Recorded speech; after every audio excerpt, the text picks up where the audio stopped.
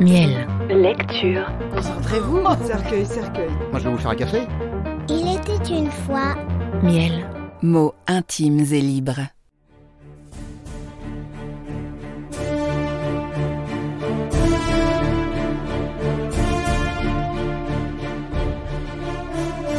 Le comte de Monte Cristo.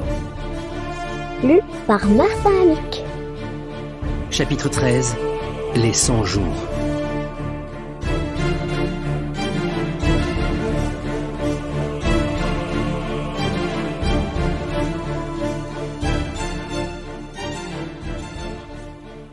Monsieur Noirtier était un bon prophète, et les choses marchèrent vite, comme il l'avait dit.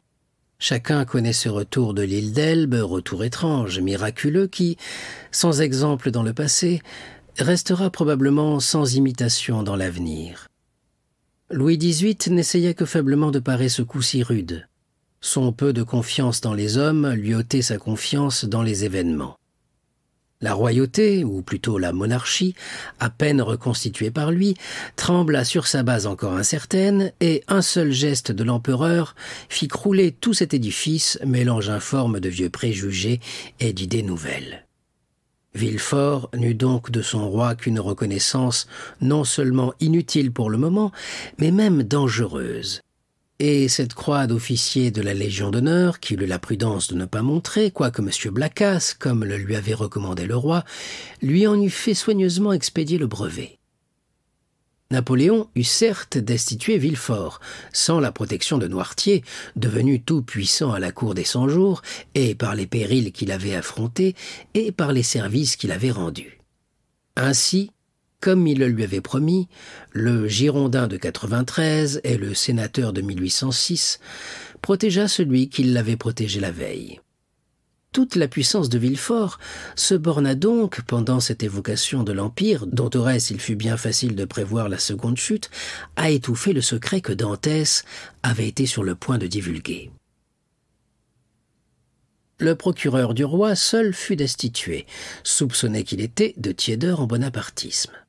Cependant, à peine le pouvoir impérial fut-il rétabli, c'est-à-dire à peine l'empereur habita-t-il ces Tuileries que Louis XVIII venait de quitter, et eut-il lancé ses ordres nombreux et divergents de ce petit cabinet où nous avons, à la suite de Villefort, introduit nos lecteurs, et sur la table de noyer duquel il retrouva, encore tout ouverte et à moitié pleine, la tabatière de Louis XVIII, que Marseille, malgré l'attitude de ses magistrats, commença à sentir fermenter en elle ces brandons de guerre civile toujours mal éteints dans le Midi. Peu s'en fallut alors que les représailles n'allassent au-delà de quelques charivaris dont on assiégea les royalistes enfermés chez eux et des affronts publics dont on poursuivit ceux qui se hasardaient à sortir. Par un revirement tout naturel, le digne armateur, que nous avons désigné comme appartenant au Parti populaire, se trouva à son tour en ce moment. Nous ne dirons pas tout puissant, car M. Morel était un homme prudent et légèrement timide, comme tous ceux qui ont fait une lente et laborieuse fortune commerciale, mais en mesure, tout dépassé qu'il était par les zélés bonapartistes qui le traitaient de modéré, en mesure, dis-je, d'élever la voix pour faire entendre une réclamation. Cette réclamation, comme on le devine facilement, avait trait à Dantès. Villefort était demeuré debout, malgré la chute de son supérieur, et son mariage, en restant décidé, était cependant remis à des temps plus heureux. Si l'empereur gardait le trône, c'était une autre alliance qu'il fallait à Gérard, et son père se chargerait de la lui trouver. Si une seconde restauration ramenait Louis XVIII en France, l'influence de M. de Saint-Méran doublait, ainsi que la sienne, et l'union redevenait plus sortable que jamais.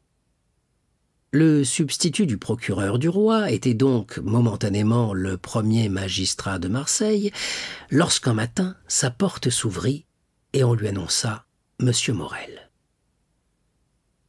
Un autre se fut empressé d'aller au-devant de l'armateur, et par cet empressement eût indiqué sa faiblesse. Mais Villefort était un homme supérieur, qui avait, sinon la pratique, du moins l'instinct de toute chose. Il fit faire antichambre à Morel. comme il l'eût fait sous la Restauration, quoiqu'il n'eût personne près de lui, mais par la simple raison qu'il est d'habitude qu'un substitut du procureur du roi fasse faire antichambre.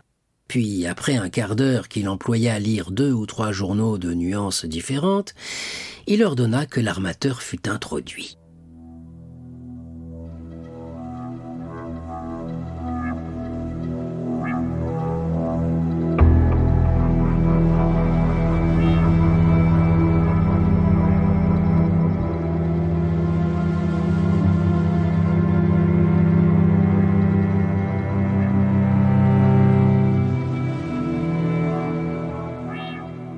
M. Morel s'attendait à trouver Villefort abattu. Il le trouva comme il l'avait vu 6 semaines auparavant, c'est-à-dire calme, ferme et plein de cette froide politesse, la plus infranchissable de toutes les barrières qui séparent l'homme élevé de l'homme vulgaire. Il avait pénétré dans le cabinet de Villefort, convaincu que le magistrat allait trembler à sa vue. Et c'était lui, tout au contraire, qui se trouvait tout frissonnant et tout ému devant ce personnage interrogateur qui l'attendait, le coude appuyé sur son bureau. Il s'arrêta à la porte. Villefort le regarda, comme s'il avait quelque peine à le reconnaître. Enfin, après quelques secondes d'examen et de silence, pendant lesquelles le digne armateur tournait et retournait son chapeau entre ses mains, « Monsieur Morel, je crois, » dit Villefort. « Oui, monsieur, moi-même, » répondit l'armateur. « Approchez-vous donc, » continua le magistrat en faisant de la main un signe protecteur, « et dites-moi à quelles circonstances je dois l'honneur de votre visite. »« Vous ne vous en doutez point, monsieur ?» demanda Morel. « Non, pas le moins du monde, ce qui n'empêche pas que je ne sois tout disposé à vous être agréable, si la chose était en mon pouvoir. »« La chose dépend entièrement de vous, monsieur, » dit Morel. « Expliquez-vous donc, alors. »« Monsieur, » continua l'armateur, reprenant son assurance à mesure qu'il parlait, et affermi d'ailleurs par la justice de sa cause et la netteté de sa position. Vous vous rappelez que quelques jours avant qu'on apprit le débarquement de Sa Majesté l'Empereur, j'étais venu réclamer votre indulgence pour un malheureux jeune homme, un marin, second à bord de mon brick. Il était accusé, si vous vous le rappelez, de relations avec l'île d'Elbe. Ces relations, qui étaient un crime à cette époque, sont aujourd'hui des titres de faveur. Vous serviez Louis XVIII, alors? Vous ne l'avez pas ménagé, monsieur. C'était votre devoir. Aujourd'hui, vous servez Napoléon. Et vous devez le protéger. C'est votre devoir encore. Je viens donc vous demander ce qu'il est devenu. » Villefort fit un violent effort sur lui-même. Le nom de cet homme » demanda-t-il.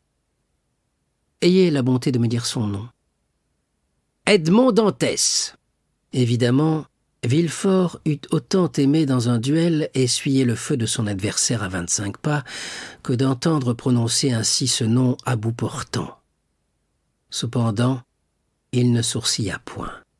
De cette façon, se dit en lui-même Villefort, on ne pourra point m'accuser d'avoir fait de l'arrestation de ce jeune homme une question purement personnelle. « Dantès, répéta-t-il, Edmond Dantès, dites-vous. »« Oui, monsieur. » Villefort ouvrit alors un gros registre placé dans un casier voisin, recourut à une table, de la table passa à des dossiers et, se retournant vers l'armateur, « Êtes-vous bien sûr de ne pas vous tromper, monsieur ?» lui dit-il de l'air le plus naturel. Si Morel eût été un homme plus fin ou mieux éclairé sur cette affaire, il eût trouvé bizarre que le substitut du procureur du roi daignât lui répondre sur ces matières complètement étrangères à son ressort. Et il se fût demandé pourquoi Villefort ne le renvoyait point au registre d'écrou, au gouverneur de prison, au préfet du département. Mais Morel, cherchant en vain la crainte dans Villefort, n'y vit plus du moment où toute crainte paraissait absente que la condescendance. Villefort avait rencontré juste. « Non, monsieur, » dit Morel. « Je ne me trompe pas. D'ailleurs, je connais le pauvre garçon depuis 10 ans. Et il est à mon service depuis 4. Je vins, vous en souvenez-vous, il y a 6 semaines, vous priez d'être clément, comme je viens aujourd'hui vous prier d'être juste pour le pauvre garçon. Vous me reçûtes même assez mal, et me répondîtes en homme mécontent. Ah! C'est que les royalistes étaient durs aux bonapartistes en ce temps-là. » « Monsieur, » répondit Villefort, arrivant à la parade avec cette prestesse et son sang-froid ordinaire, « j'étais royaliste. Alors que je croyais les Bourbons non seulement les héritiers légitimes du trône, mais encore les élus de la nation. Mais le retour miraculeux, dont nous venons d'être témoins, m'a prouvé que je me trompais. Le génie de Napoléon a vaincu. Le monarque légitime est le monarque aimé. « À la bonne heure !» s'écria Morel avec sa bonne grosse franchise. « Vous me faites plaisir de me parler ainsi. Et j'en augure bien pour le sort d'Edmond. » « Attendez donc, » reprit Villefort en feuilletant un nouveau registre. « J'y suis. C'est un marin, n'est-ce pas, qui épousait une Catalane. Oui, oui, oh, je me rappelle maintenant. Oh, la chose était grave. »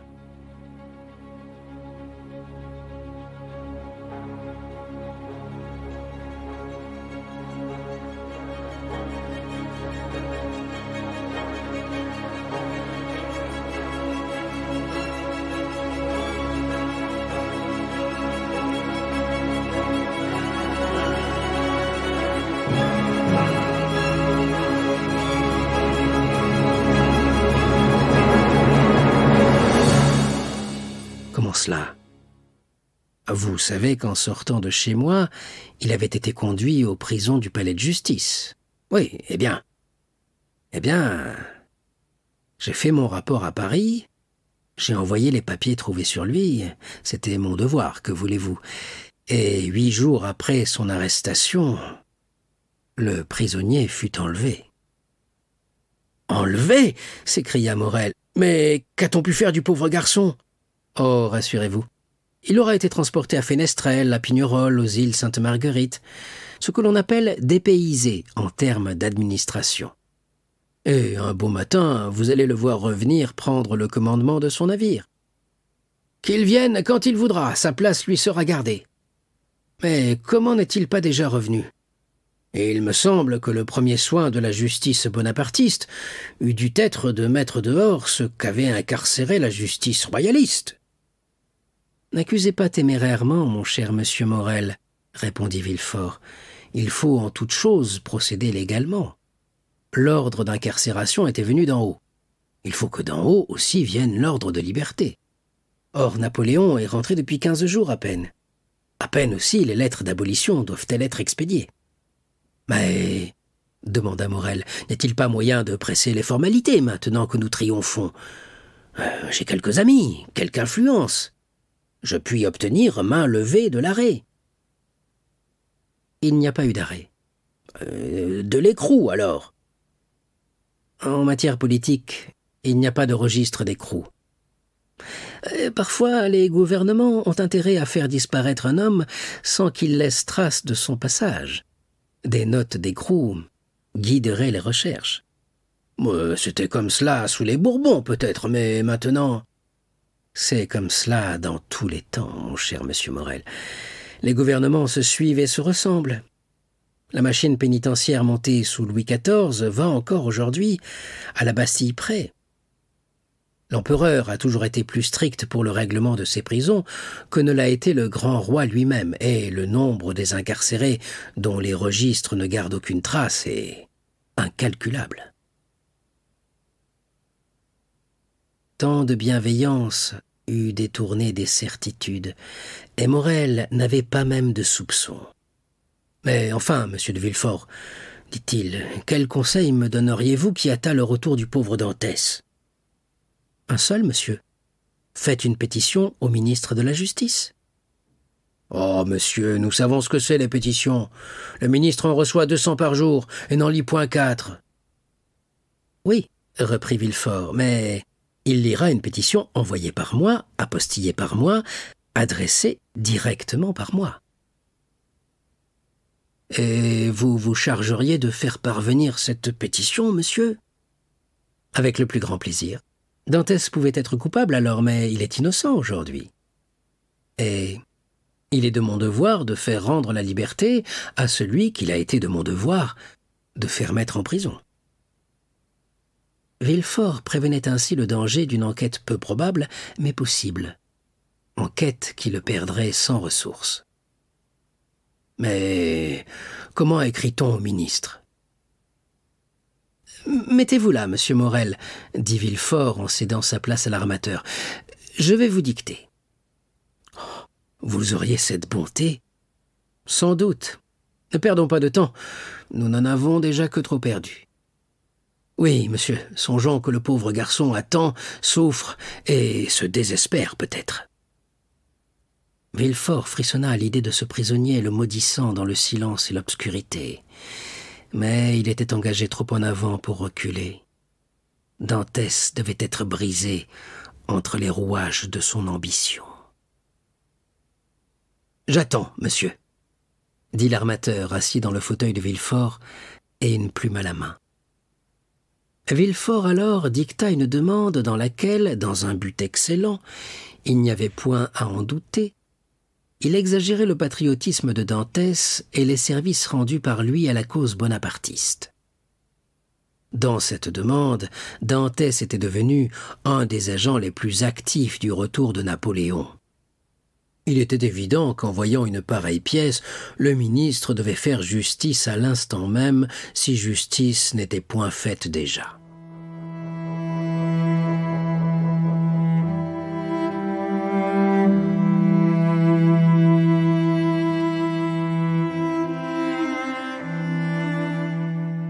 La pétition terminée, Villefort la relut à haute voix. « C'est cela, dit-il, et maintenant reposez-vous sur moi. » « Et la pétition partira bientôt, monsieur ? » ?»« Aujourd'hui même. »« Apostillée par vous ? » ?»« La meilleure apostille que je puisse mettre, monsieur, est de certifier véritable tout ce que vous dites dans cette demande. » Et Villefort s'assit à son tour et, sur un coin de la pétition, appliqua son certificat. « Maintenant, monsieur, que faut-il faire ?» demanda Morel. « Attendre, » reprit Villefort, « je réponds de tout. » Cette assurance rendit l'espoir à Morel. Il quitta le substitut du procureur du roi, enchanté de lui, et alla annoncer au vieux père de Dantès qu'il ne tarderait pas à revoir son fils. Quant à Villefort, au lieu de l'envoyer à Paris, il conserva précieusement entre ses mains cette demande, qui, pour sauver Dantès dans le présent, le compromettait si effroyablement dans l'avenir, en supposant une chose que l'aspect de l'Europe et la tournure des événements permettaient déjà de supposer, c'est-à-dire une seconde restauration. Dantès demeura donc prisonnier. Perdu dans les profondeurs de son cachot, il n'entendit point le bruit formidable de la chute du trône de Louis XVIII, et celui plus épouvantable encore de l'écroulement de l'Empire. Mais Villefort, lui, avait tout suivi d'un œil vigilant, tout écouté d'une oreille attentive. 2 fois pendant cette courte apparition impériale que l'on appela les 100 jours, Morel était revenu à la charge, insistant toujours pour la liberté de Dantès, et chaque fois Villefort l'avait calmé par des promesses et des espérances. Enfin, Waterloo arriva. Morel ne reparut plus chez Villefort. L'armateur avait fait pour son jeune ami tout ce qu'il était humainement possible de faire. Essayer de nouvelles tentatives sous cette seconde restauration était se compromettre inutilement. Louis XVIII remonta sur le trône. Villefort, pour qui Marseille était plein de souvenirs devenus pour lui des remords, demanda et obtint la place de procureur du roi vacante à Toulouse. 15 jours après son installation dans sa nouvelle résidence, il épousa mademoiselle Renée de Saint-Méran, dont le père était mieux en cour que jamais. Voilà comment Dantès, pendant les 100 jours et après Waterloo, demeura sous les verrous, oublié sinon des hommes, au moins de Dieu. Danglars comprit toute la portée du coup dont il avait frappé Dantès en voyant revenir Napoléon en France. Sa dénonciation avait touché juste, et comme tous les hommes d'une certaine portée pour le crime et d'une moyenne intelligence pour la vie ordinaire, il appela cette coïncidence bizarre un décret de la Providence.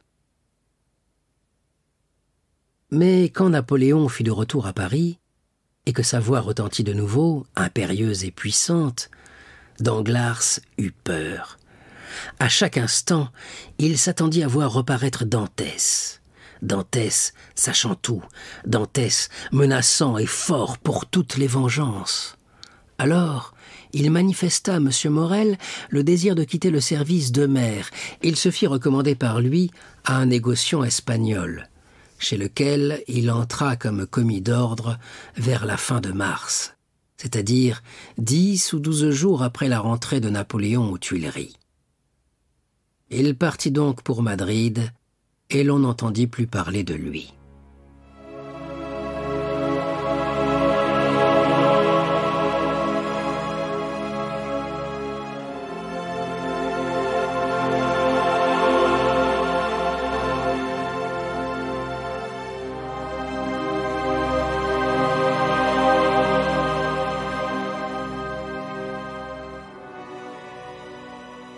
Fernand, lui, ne comprit rien. Dantès était absent, c'était tout ce qu'il lui fallait. Qu'était-il devenu? Il ne chercha point à le savoir.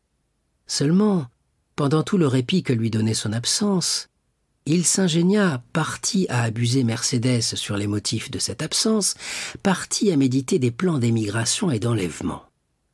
De temps en temps aussi, et c'étaient les heures sombres de sa vie, il s'asseyait sur la pointe du cap Faro, de cet endroit où l'on distingue à la fois Marseille et le village des Catalans, regardant, triste et immobile comme un oiseau de proie, s'il ne verrait point par l'une de ces deux routes revenir le beau jeune homme à la démarche libre, à la tête haute, qui, pour lui aussi, était devenu le messager d'une rude vengeance.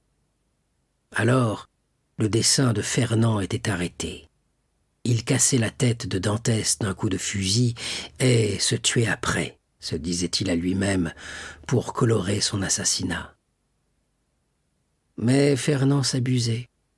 Cet homme-là ne se fut jamais tué, car il espérait toujours.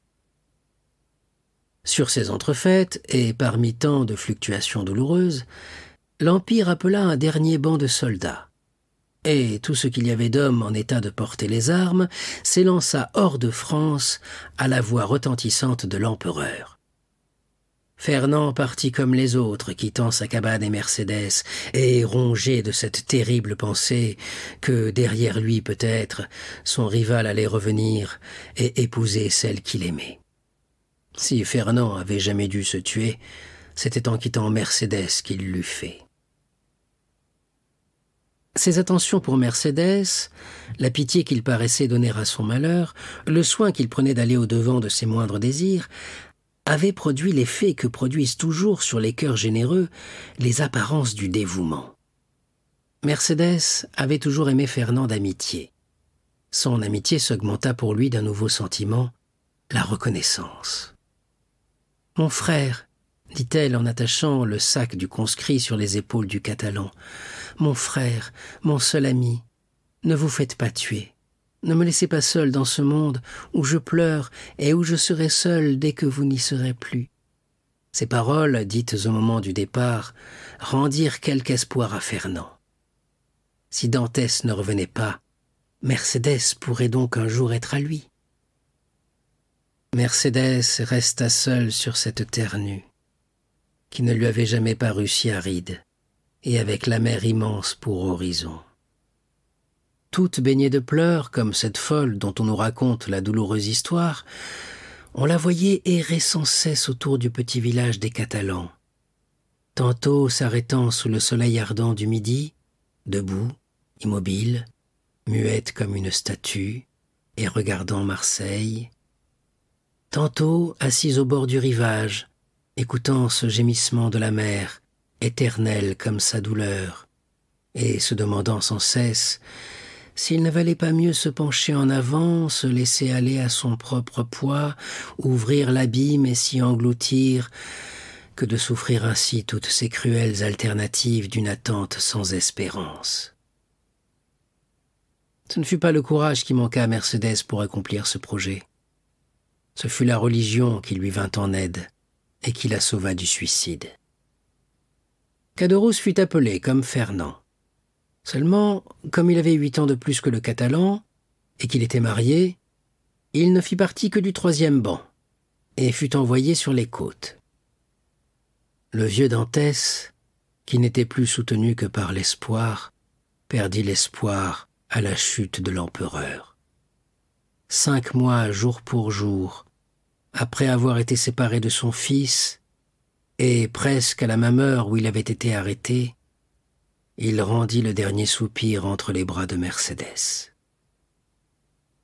Monsieur Morel pourvut à tous les frais de son enterrement et paya les pauvres petites dettes que le vieillard avait faites pendant sa maladie. Il y avait plus que de la bienveillance à agir ainsi. Il y avait du courage. Le midi était en feu. Et secourir, même sur son lit de mort, le père d'un bonapartiste aussi dangereux que Dantès, était un crime.